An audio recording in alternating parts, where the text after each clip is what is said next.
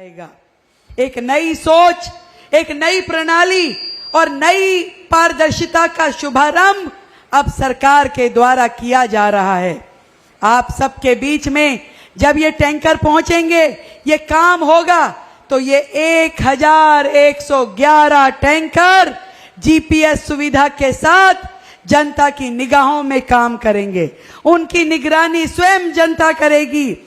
आज इस तकनीक का उपयोग करते हुए, इस डिजिटल इंडिया, इस डिजिटल दिल्ली का उपयोग हम हर एक विभाग में करने वाले हैं।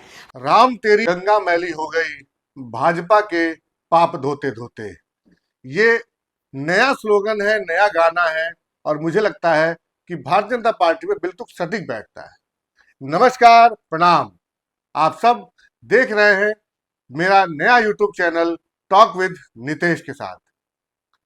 साथियों, दिल्ली में जब तक भारतीय जनता पार्टी की सरकार नहीं बनी थी, तब तक वो पूरे दिल्ली वालों को ये सपना दिखा रहे थे कि दिल्ली से टैंकर माफिया जड़ से खत्म कर देंगे।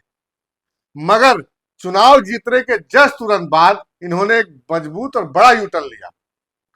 एक तरफ दिल्ली के पूर्व मुख्यमंत्री, जब उन्होंने चुनाव के समय में बताया था कि लगभग 97% दिल्ली के वासियों तक उन्होंने पानी की पाइपलाइन पहुंचा दी है। आज 97% लोगों का पानी पाइपलाइन से जाता है।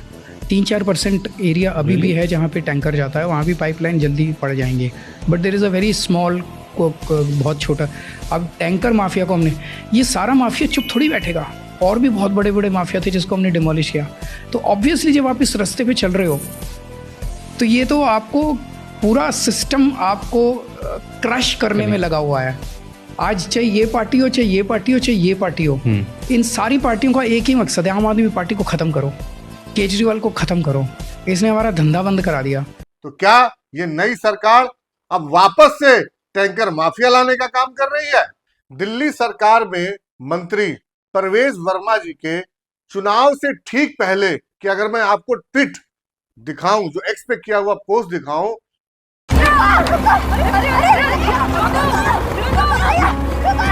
कब तक दौड़ेंगे टैंकर के पीछे? एक तो टैंकर माफिया के लोग, ऊपर से पानी की किल्लत। देखा नहीं कैसे दिल्ली में अब टैंकर माफियाओं की मनमानी चल रही है? तो अब बस, अब नहीं सहेंगे, बदल के रहेंगे।